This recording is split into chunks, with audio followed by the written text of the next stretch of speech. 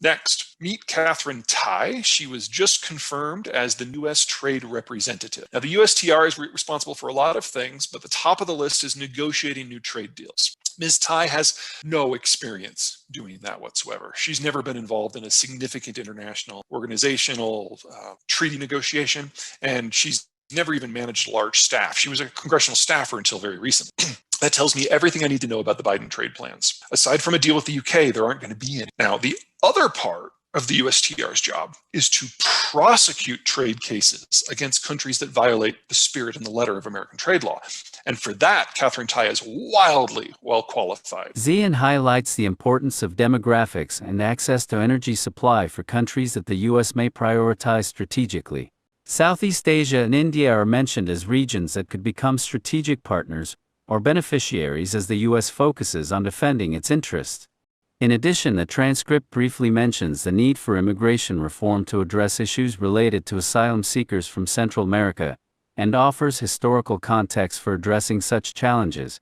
The transcript discusses several key points related to US-China relations and international trade. It begins by highlighting Catherine Tai's appointment as the new U.S. Trade Representative, emphasizing her lack of experience in negotiating international trade deals. The transcript suggests that the Biden administration may focus on prosecuting trade cases against countries violating American trade law, with Tai's expertise in this area.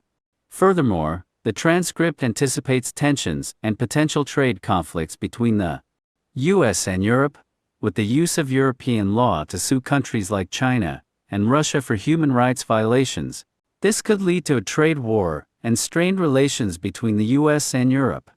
The U.S.-China relationship is depicted as increasingly strained, with President Biden continuing several policies initiated by his predecessor, leading to escalating tensions.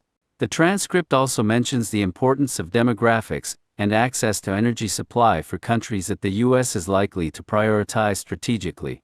Additionally, the transcript touches on immigration reform in the context of asylum seekers from Central America and offers a historical perspective on U.S. policies in dealing with similar situations.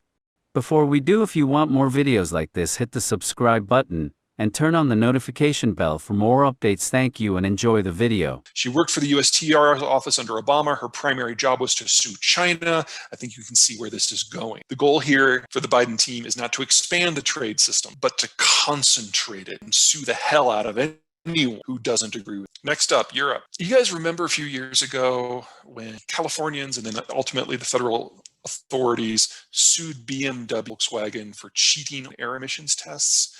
Basically, the Germans had specifically designed their vehicles to detect when they were being tested for smog and to change the way that they operate so they could fool the test. That's actually not illegal in the United States, but it is illegal in Europe. So the Europeans were sued in European courts by American jurisprudence. And of course, the Americans won because the Germans actually have been lying. Some version of that is about to happen with human rights as regards the Chinese and as regards the Russians. We're going to use European law to sue them in their own courts for violations of their own laws. At the same time, we're going to have a trade. Relations with the Europeans are low. There is no sign that the Biden administration is looking to shore up the alliance system in any meaning.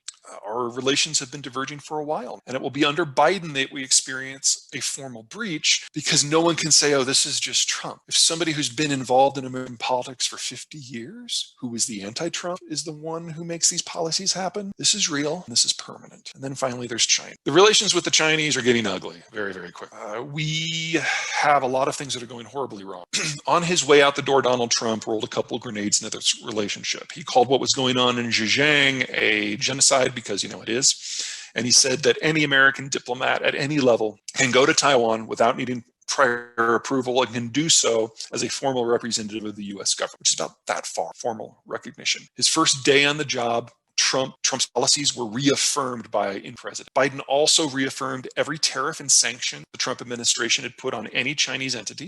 That includes sanctions on the Chinese equivalent of Chevron. We now have new policies on Hong Kong and Tibet. In his first week, Biden ordered 2 American aircraft carrier battle groups to sail through the South China Sea and do military exercises within sight of the islands that the Chinese claim. And then there's also Catherine Tai, who is Taiwanese. The Chinese perceive this as a full court press, and they are not wrong. And don't forget about developments on the other side of the Pacific. What growth the Chinese had in calendar year 2020 wasn't from consumption, it wasn't really from exports, it was mostly inventory builds. It's like end-around style growth. That's not sustainable and that's not healthy. In addition, Chinese know that their demography is sharply terminal, and they know that their economic model is collapsing.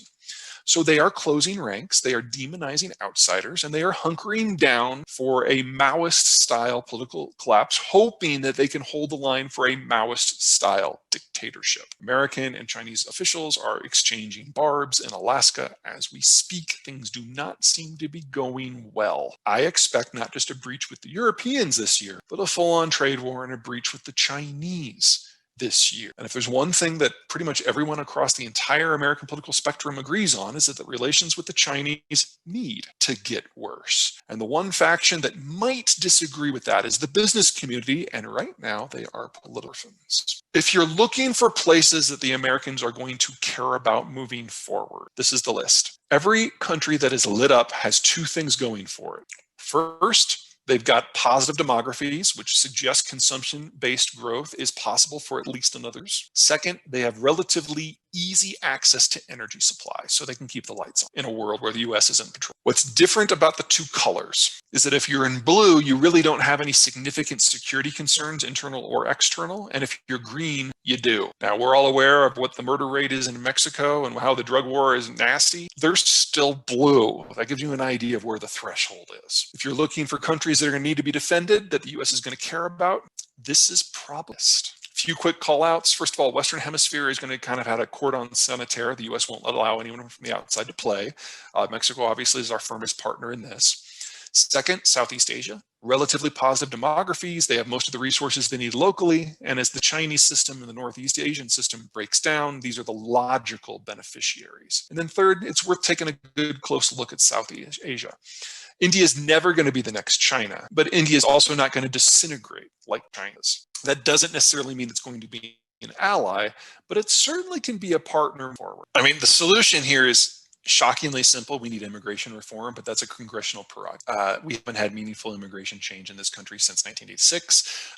The category of asylum is one that was included in that law because it was Cold War propaganda. People who were basically being invited from the former Soviet Empire to the United States so they could get preferential treatment. Obviously, the Cold War ended a while ago. In the short term, the solution is something that actually I think the Biden administration may have figured out. They're putting tent cities down in the cities to process claims there. Anything that puts the sharp end of the American immigration system as close to the communities where people are scared and leaving as possible is going to, at a minimum, provide better intelligence to the United States for the scope of the problem. But remember that this wave of people that's coming up right now, they're not fleeing any specific political prosecution. I'm not saying it's a lovely place, and that's not what this is about. They got hit by 2 Class 5 hurricanes back to back in October and November. It takes 2 months to walk to the border. There literally is nothing left in most of Central America. These people have had better medical care and better food and better security while walking through Mexico for the last 2 months than they have at home, which means that they were going to come no matter what happened. On November 6th, we need a policy that addresses for that. I'd say President Carter probably had the best policy in the past. Last time when he was in charge and hurricanes hit the area, he sent immigration officials down to basically offer 3-year work permits. And if you check in with your officer and you pay your taxes and keep your nose clean at the end of 3 years, you can either get a free ticket home or get a path towards citizenship or renew the work permit. So we made it in everyone's best interest to participate in the system rather than avoid it. And until we can kind of flip that